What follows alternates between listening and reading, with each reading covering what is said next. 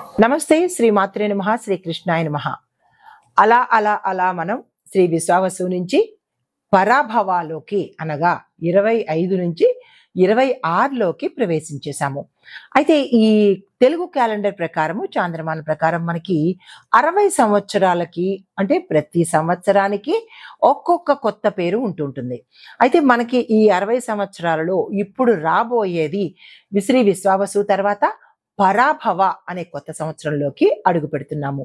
అయితే ఈ పరాభవ అనే సంవత్సరం మనకి ఎలాంటి సందేశాలను ఇస్తుంది, ఎలాంటి ఫలితాలు ఇస్తుంది, ఈ పరాభవలో మనకి గ్రహాలు ఎలా చలనం చేస్తాయి అనే విషయాలను మనం తెలుసుకుందాము. ఇన్నాళ్ళు యోగాల గురించి చెప్పుకున్నాం కదా, ఇప్పుడు మరి కొత్త సంవత్సరంలోకి వచ్చేసాము. ఈ కొత్త సంవత్సరంలో మనకి ఎలాంటి పరిస్థితులు ఉంటాయి, గ్రహస్థితులు ఎలా మారతాయి, ఆ గ్రహాలు ఇచ్చే ఫలితాలు దేశ కాల మాన పరిస్థితుల ప్రకారము న్యాయ వ్యవస్థ, ఆర్థిక వ్యవస్థ, ఇలా ప్రతి ఒక్క రంగంలో ప్రకృతి దగ్గర నుంచి తర్వాత నేచర్లోను, ప్రకృతిలోను, తర్వాత దేశ పరిస్థితుల్లోను, న్యాయ వ్యవస్థలోను, ఇలా ప్రతి ఒక్క అంశంలోనూ ఈ యొక్క ఫలితాలు మనకి కనబడుతూ ఉంటాయి. కానీ జనరల్గా మనం ఏం చేస్తూ ఉంటామంటే మనుషులకు మాత్రమే కష్టాలేమో అని అనుకుంటాం. కాదు, దేశానికి కూడా కష్టాలు ఉంటాయి, ప్రకృతికి కూడా కష్టాలు ఉంటాయి.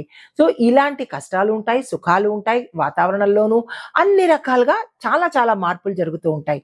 అయితే ఈ మార్పులు మనకి ఈ 2026లో ఎలా ఉండబోతోంది అనేది తెలుసుకుందాము. అయితే ఈ తెలుగు పంచాంగం ప్రకారము మనం ఇప్పుడు శ్రీ పరాభవ అంటే ప్రతి దానికి ముందు శ్రీ అనేది పెడతాము. ఎందుకు శ్రీ అనేది పెడతాము అంటే కనుక మంచి జరిగే సంవత్సరాలు కొన్ని ఉంటాయి, చెడు చేసే క్రోధినామ సంవత్సరం అని ఉంది. క్రోధి అంటే క్రోధం అనమాట. సో ఆ క్రోధాన్ని కంట్రోల్ చేయడం కోసము మన శాస్త్రవేత్తలు ఏం చెప్పారంటే, పండితులు ఋషులు ప్రతి దానికి ఒక మంచి ఉండాలి అని మనకి ఆ ఉద్దేశంతో శ్రీ అనేది యాడ్ చేయమని చెప్పారు.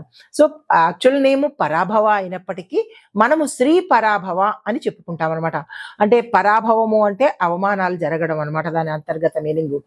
కానీ ఆ అవమానాల్లో కూడా మంచి జరగాలి అన్న ఉద్దేశంతో శ్రీ అనేది యాడ్ చేసుకుంటూ మనము శ్రీ పరాభవాలోకి ఎంటర్ అవుతున్నాము.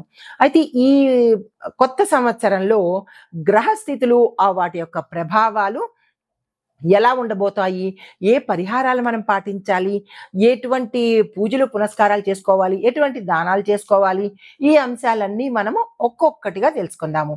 అయితే ముందుగా మేషాది ద్వాదశ రాశుల వారికి చూసుకున్నట్టయితే కనుక ఓవరాల్ గా చెబితే మీకు కన్ఫ్యూజన్ ఉంటుంది. కాబట్టి ఒక్కొక్క రాశికి వారి యొక్క గ్రహస్థితులు ఎలా ఉన్నాయి అని తెలుసుకుంటే కనుక మీ గ్రహస్థితులను బట్టి మీ రాశులను బట్టి ఎటువంటి పరిహారాలు చేసుకోవాలి, ఎటువంటి దానాలు చేసుకోవాలి అనేది చాలా సులువుగా మీ అందరికీ తక్కువ సమయంలో ఎక్కువ ఇన్ఫర్మేషన్ ఇస్తూ మంచి జరగాలి అని కోరుకుంటూ కొత్త సంవత్సరపు శుభాకాంక్షలతో ముందుకు వెళ్తున్నాను. నమస్తే.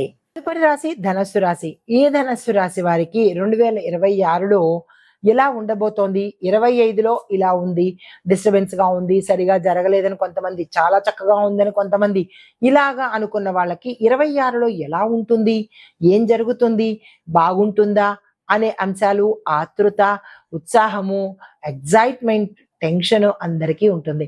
అయితే ఈ సంవత్సరం ఈ 26 ఇంగ్లీష్ క్యాలెండర్ ప్రకారము మనకి గ్రహస్థితులు ఎలా ఉన్నాయి, ఆ గ్రహాలు ఇచ్చే పరిహారాలు, ఫలితాలు ఈ ధనస్సు రాశి వారి మీద ఏ అంశంలో, ఏ రంగంలో ఉన్న వారికి ఎలా ఉండబోతోంది అనేది చూద్దాము. ముందుగా గ్రహస్థితులు చూసినట్టయితే కనుక శని భగవానుడు 4, రాహు 11, కేతు 5, గురువు 1, సూర్యుడు 9, చంద్రుడు 2వ స్థానంలో సంచారం చేస్తున్నారు. మరి ఈ సంచార ఫలితాలు విద్యార్థులకు ఎలా ఉండబోతోందంటే కనుక స్టూడెంట్స్ లో డెవలప్మెంట్, గ్రోత్ అనేది కనబడుతుంది. అన్ని రకాలుగా చాలా చక్కగా ఉండబోతున్నారు. అయితే గురువు యొక్క బ్లెస్సింగ్స్ వీళ్ళకి అంటే గురుగ్రహం యొక్క అనుగ్రహం వీళ్ళకి సంపూర్ణంగా ఉందన్నమాట. చాలా చక్కగా ఉండబోతోంది. వీరు ఏ రంగంలోకి వెళ్ళినా సక్సెస్ సాధించే అవకాశాలు కనబడుతున్నాయి. అయితే కాంపిటేటివ్ ఎగ్జామ్స్ కూడా వీళ్ళకి ఫేవరబుల్ గా ఉన్నాయి.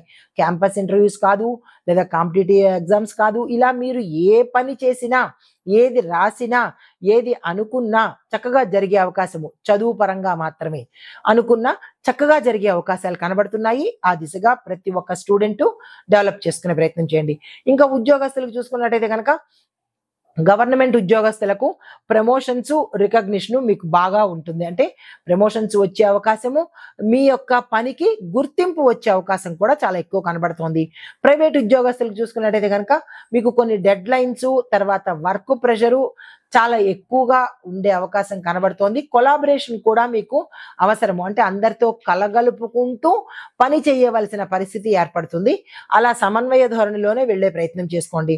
ఇంకా ఐటీ రంగంలో చూసినట్టయితే కనుక మీ యొక్క స్కిల్స్ని ఎన్హాన్స్మెంట్ చేసుకోవాలంటే డెవలప్ చేసుకునే ప్రయత్నం చేస్తూ కొత్త కొత్త ప్రాజెక్టులు వస్తే కనుక తీసుకునే ప్రయత్నం చేయండి. లేదా కొత్త ఆఫర్స్ వస్తే కనుక తీసుకునే ప్రయత్నం చేయండి.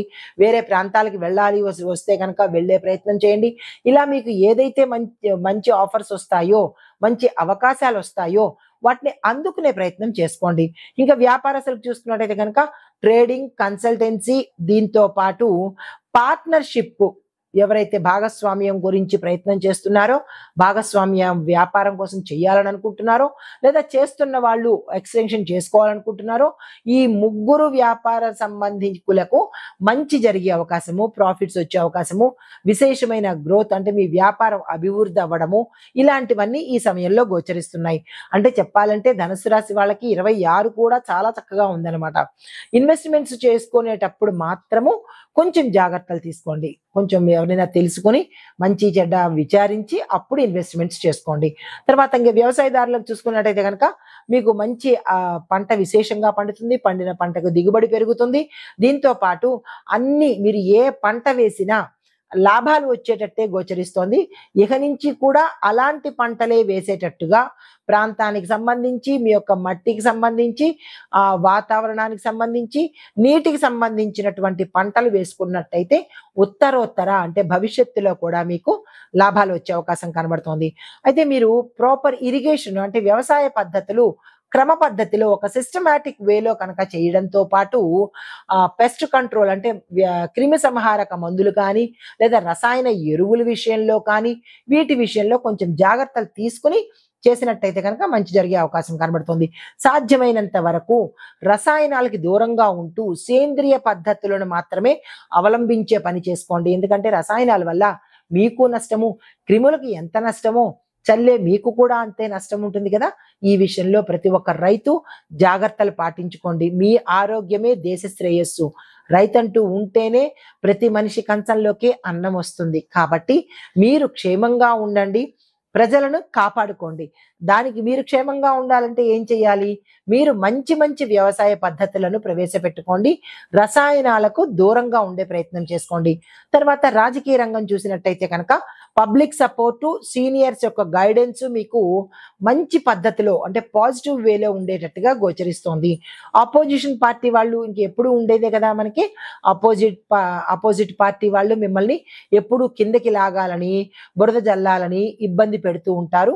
అయినప్పటికీ కూడా మిమ్మల్ని మీరు ప్రెజెంటేషన్ విషయంలో అంటే మిమ్మల్ని మీరు ప్రజలకు చూపించుకునే విధానంలో చక్కని నేర్పుని ప్రదర్శిస్తారు. వాళ్ళ యొక్క ఛాలెంజెస్ ని మీరు తిప్పికొట్టే ప్రయత్నం కూడా చేస్తారు. తర్వాత కుటుంబ పరంగా చూసుకున్నట్టయితే కనుక ఫ్యామిలీలో మంచి మెయింటెనెన్స్ అంటే అన్యోన్యమైన వాతావరణం ఉండడంతో పాటు చిన్న చిన్నవేవో మైన్యూట్గా వస్తాయి. ఒక చిన్న ఆవగింజలో అర్ధభాగం, నూరో భాగం అంతా మనస్పర్ధలు వచ్చినప్పటికీ అవి అలా గాలికి ఎగిరిపోయినట్టు ఎగిరిపోతాయి తప్ప పెద్దగా మిమ్మల్ని బాధించేటట్టుగా అయితే ఈ సమయంలో కనిపించడం లేదు. అయితే పిల్లల విషయంలోనూ, స్పౌస్ విషయంలోనూ కూడా చాలా చక్కని అన్యోన్యమైన వాతావరణమే కనిపిస్తోంది. అంటే ఓవరాల్గా ధనుర్రాశి వాళ్ళకి చాలా చక్కగా 26 కూడా ఉండబోతోంది అనమాట. ఇంకా ఆరోగ్యపరంగా చూసుకున్నట్టయితే కనుక ఒక మానసిక ఒత్తిడి మినహా ఎటువంటి అనారోగ్య సూచనలు గోచరించట్లేదు. అయితే మీకు చెప్పదగిన పరిహారము, ఈ రాశిలో ఉండే ప్రతి ఒక్కళ్ళు కూడా గురువుకు సంబంధించిన ఆరాధన చేయాలి, గురు సంబంధిత ఆలయాలు దర్శించాలి. నవగ్రహ ఆలయంలో గురువుకి ప్రత్యేకంగా మీ పేరిట పూజ చేయించుకోవడము, ఇలాంటివి చేసినట్టయితే కనుక మంచి జరిగే అవకాశం ఉంది. అయితే మీరు సాధ్యమైనంత వరకు గురువారం రోజు ఒంటిపూట భోజనం చేయడం కానీ లేదా ఉపవాసం చేయడం కానీ చేస్తూ ఆ పసుపు రంగు వస్త్రాలను ధరించి ఏదైనా కీలకమైన పనులు కానీ కీలకమైన నిర్ణయాలు తీసుకోవడం కానీ ఇలాంటివి ఏవైనా మంచి ఇంపార్టెంట్ కార్యక్రమాలకు వెళ్ళేటప్పుడు లేదా కార్యాలు చేసేటప్పుడు ఇలాంటి వాటన్నిటికీ సాధ్యమైనంత వరకు పసుపు రంగు వస్త్రాలనే ప్రిఫర్ చేసే ప్రయత్నం చేసుకోండి. ఓం గుం గురవే నమః అనే ఈ మంత్రాన్ని గురువారం రోజు 108 సార్లు చదువుకునే ప్రయత్నం చేస్తూ దాన ధర్మాలు, దేవాలయ దర్శనాలు ఇవి చేసుకున్నట్టయితే చక్కని ఫలితాలు పొందుతారు. ఈ యొక్క 26లో ప్రతి ఒక్కళ్ళు గతంలో నిరాశ చెంది ఉంటే కనుక ఈ సమయంలో మీ కోరికలు తీరాలని, మీరు మంచిగా ఆరోగ్యంగా ఉండాలి అని కోరుకుంటూ, అందరికీ అన్ని పనులు సకాలంలో జరగాలి అని కోరుకుంటూ, గురు యొక్క అనుగ్రహం సంపూర్ణంగా ఉండాలి. శుభం భూయాత్.